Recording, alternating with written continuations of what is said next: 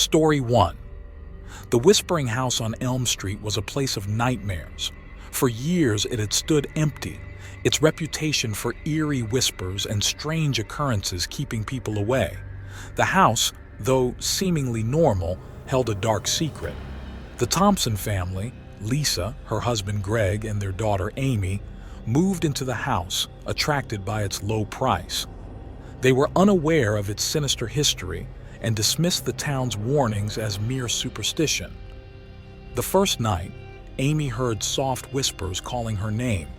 She told her parents about her imaginary friend who spoke to her at night. Lisa dismissed it as a child's imagination, but the whispers soon grew louder and more persistent. Lisa started hearing the whispers too, late at night when the house was silent. The voices seemed to be calling her name, pleading for help. Objects moved on their own and cold spots appeared throughout the house. Amy's behavior changed. She became withdrawn and started talking less and less. Greg found old newspaper clippings in the attic about a series of gruesome murders that had taken place in the house decades ago. The victims were found with their ears cut off, their mouths sewn shut. The whispers, he realized, were the voices of the murdered still trapped in the house. The haunting reached its peak on a stormy night. The whispers turned to screams and the temperature plummeted. Lisa saw ghostly figures moving through the house, their faces contorted in agony. Amy was found talking to the empty air, her eyes vacant and unseeing. In a frenzy of terror, Lisa grabbed Amy and fled the house, not stopping until they were miles away. They left everything behind, escaping with only their lives. The house, now silent, stood as a dark reminder of the horrors within. The final straw came when Lisa woke to find the ghosts of the murdered standing around her bed, their eyes filled with pain and anger.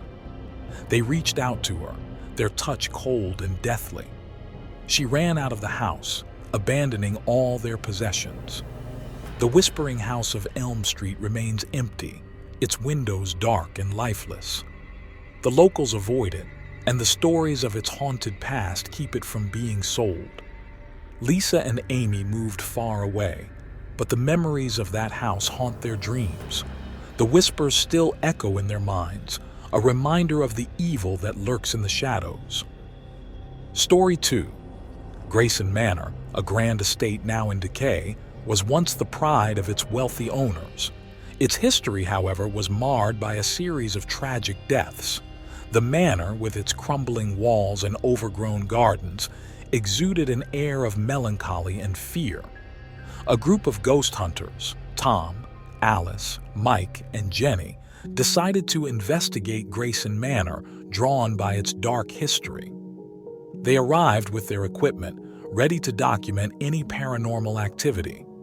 The first night was quiet, but an eerie sense of being watched hung in the air. Cold spots were felt in various rooms, and distant cries echoed through the halls. They captured orbs of light on their cameras and heard faint voices during their EVP sessions. The ghost hunters were thrilled but also wary, sensing the presence of tormented souls. As they delved deeper into the manor, the haunting grew more intense.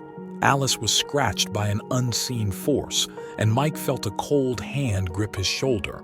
The EVPs became clearer, with anguished voices pleading for help and warning them to leave.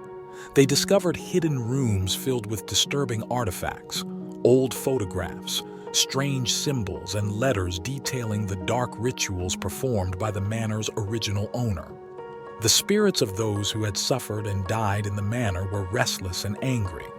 The ghost hunters decided to hold a seance to communicate with the spirits directly.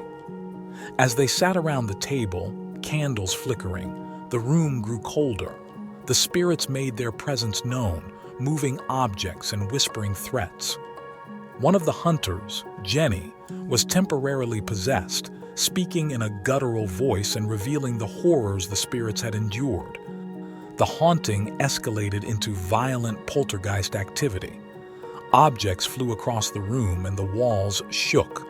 The spirit's anger was palpable, and the hunters realized they had made a grave mistake in disturbing them. A violent confrontation with the spirits left Tom injured, his arm slashed by an invisible force. The group was forced to flee, barely escaping with their lives. They ran out of the manor, vowing never to return. The experience left them shaken and traumatized. Grayson Manor's reputation as one of the most haunted places in the area was solidified by the ghost hunters' terrifying encounter. The manor stands abandoned, its dark history keeping people away.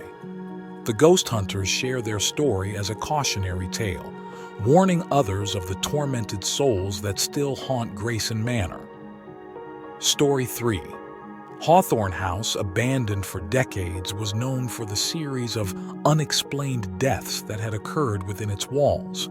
The house, with its peeling paint and overgrown garden, looked like something out of a horror movie. Its dark history was enough to keep people away. The Evans family, John, his wife Mary, and their 2 children, Sam and Emma, moved into Hawthorne House, attracted by its low price and potential. They were unaware of its sinister past and the malevolent presence that lingered within. The first few nights were peaceful, but soon, strange occurrences began. The family felt an overwhelming sense of dread, and shadows seemed to move on their own. John dismissed it as their imagination, but Mary couldn't shake the feeling of being watched. John started having nightmares about the house's previous inhabitants, seeing their deaths in vivid detail. Sam and Emma heard voices calling their names, luring them to dark corners of the house. Mary found herself growing more paranoid and fearful. While cleaning the basement, John discovered old photographs and journals belonging to past tenants. The journals spoke of an evil presence in the house, driving people to madness and death. The more they read, the more the haunting intensified. The paranormal activity reached a peak. Mary was attacked by an unseen force, leaving bruises on her arms. The children saw apparitions of dead family members, their faces twisted in pain. The house was no longer a home, but a place of terror. John contacted a local historian who revealed the dark history of the house. It had been built on cursed land, and the spirits of those who had died there were trapped, seeking revenge. The historian warned them to leave immediately. The final night was a nightmare. The spirits attacked the family with relentless fury, throwing objects and slamming doors. Mary was dragged across the floor by an unseen force, and Emma was nearly pulled out of her bed. John managed to grab his family and run out of the house, abandoning all their possessions. They drove away, not stopping until they reached the safety of a hotel in the next town. The house stood empty, a dark silhouette against the night sky. Hawthorne House remains abandoned, its dark windows and overgrown gardens a testament to its haunted past. The locals avoid it, and the stories of its cursed history keep it from being sold. The Evans family moved far away, but the terror they experienced still haunts their dreams. The house stands as a reminder of the evil that lurks within, waiting for its next victims.